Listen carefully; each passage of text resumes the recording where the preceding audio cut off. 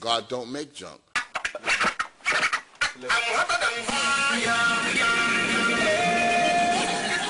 Introducing Wayne Gooden. Don't call it a comeback.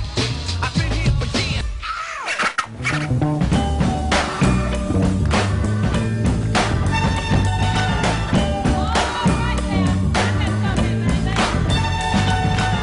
We're a winner, and never let anybody say, well, you can't make it, 'cause some people mind is in your way.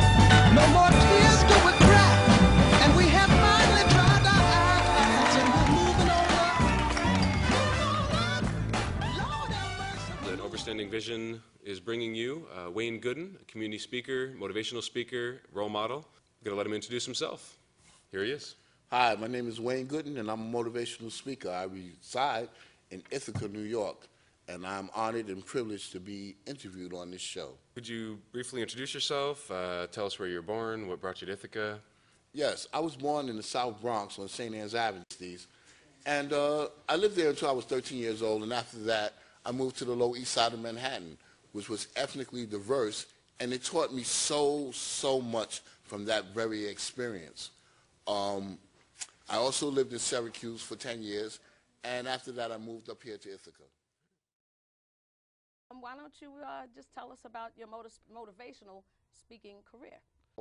Darcel, what happened is that I was inspired because of the way that my life went from the time of teenagehood until maybe 4 years ago.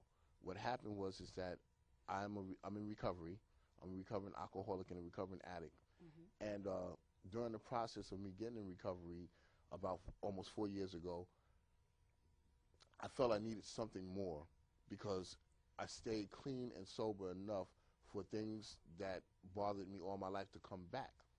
And when I'm talking about, when I say come back, I'm talking about unresolved issues. Because they say that from the time that a person uses drugs or starts alcohol, they stop growing emotionally. There's a psychological, stunting that happens. Yeah. And what happened with me was that everything that I didn't feel came back. So I said, well, how am I going to deal with it?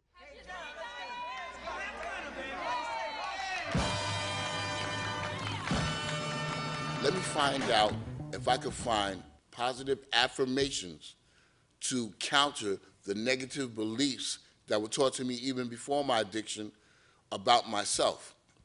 For example, you're not a piece of junk. God don't make junk. When the student is ready, the teacher will appear.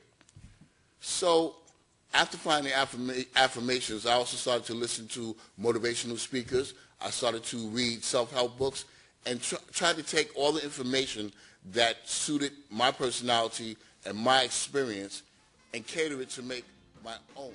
The way I found my affirmations tailor-made to me was whatever negative talk that was told to me. For example, you'll never amount to anything. Right. You will always be late. You'll never be on time. Right. So the positive affirmation was the opposite. Exactly. You are a prompt person. You are always on time. You said God doesn't make junk. Right. It was because of affirmations, and also two other things that I definitely stress. I didn't do it alone. I surrounded myself with people who believed in me. Right? Right. Because no man is an island unto himself. Amen. For whom the bell tolls, it tolls for thee. So I surrounded myself with people who believed in me, who loved me earnestly, unconditionally. Right.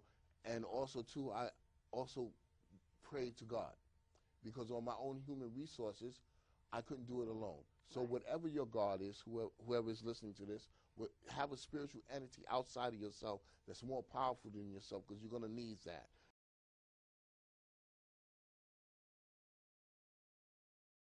Could you share how your motivational speaking has an impact on the community? When I first became a motivational speaker, I can't say that I've done it alone. I stand on the shoulders of others, agencies and my mentors, and some of them are directors of programs.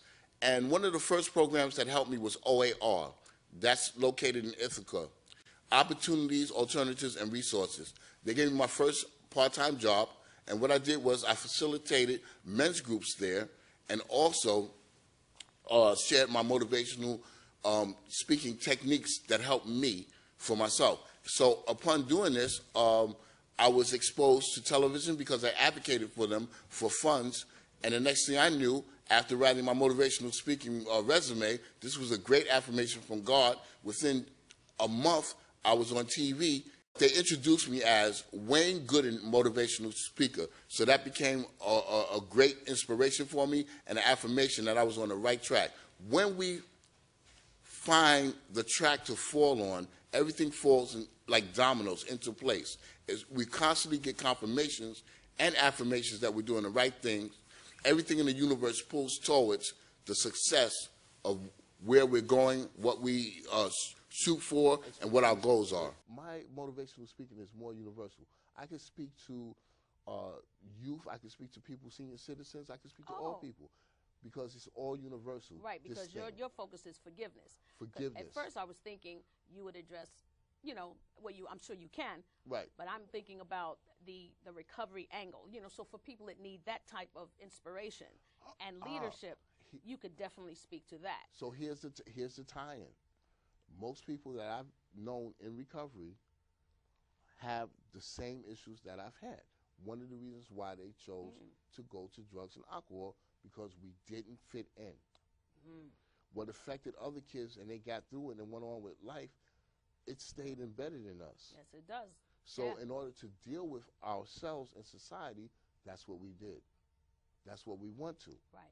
So it all ties in. And I can speak at the corporate level, but at the same time, I can speak at the community center. I can speak on the urban level, because everyone has that in common.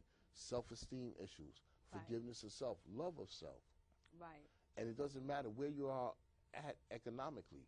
You can still, these things can still be with you from your childhood. I'd just like to know if this is the last time that the people in the audience or anybody who were to hear your words, if this is the last time they ever heard Wayne Gooden speaking, what would you like to share with them?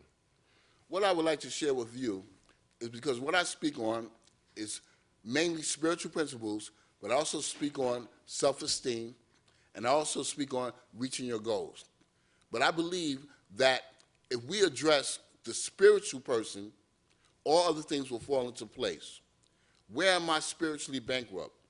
What am I applying in my life that's counter to spiritual principles, such as love, empathy, tolerance, patience, forgiveness? Once I can address that, or once we can address that, and I do say we, because there's nothing that I've done, I'm not here because of myself. I'm here because, first of all, I thank my mother. I wouldn't be anything without my mother. I wouldn't be who I am without my mother. And every other person that came into my life. That once we address the spiritual bankruptcies and replace them with spiritual principles such as love, tolerance, forgiveness, empathy, then what happens is we're free. We're free to live. We're free to pursue our goals. Our interpersonal relationships with other people grows. This is actually my story. This is actually my experience. Filled with hate and resentment, I could never maintain any healthy relationship. Once forgiveness became part of my life, I was able to begin to have loving, nurturing relationships. I was able to let go of toxic relationships. Today I am blessed, filled with people that believe in my vision as a motivational speaker, you know, that back me, that truly love me unconditionally.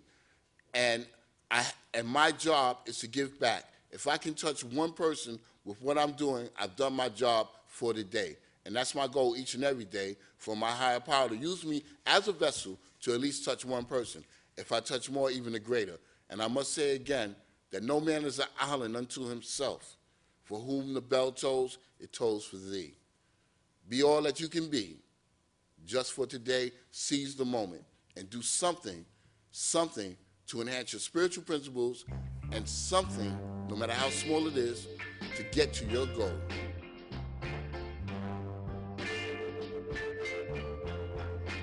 What should you do? It's a puzzling thing.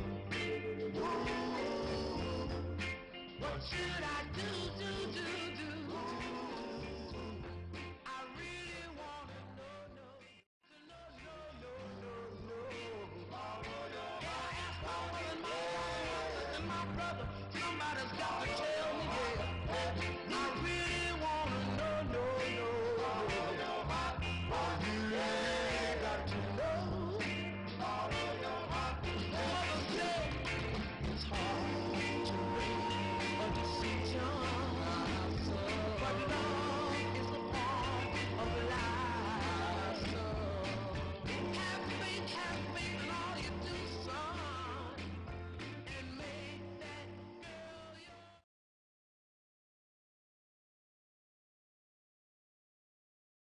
A perfect example. What happened was the piece that I told you about, the ugly piece. Yeah. All my life, when I took pictures, I never smiled. From kindergarten, all the way to the Okay. 12th grade. And what happened was, Right. this is so funny. I used to look at my pictures and I used to say, I wish my lips was smaller. I wish my nose was rounder. I wish I was light-skinned. Right. What happened was, through these affirmations, one day I looked at my picture and I didn't see anything wrong. Oh, that's beautiful. I just welled out and cried, and I said, oh my God, this actually works.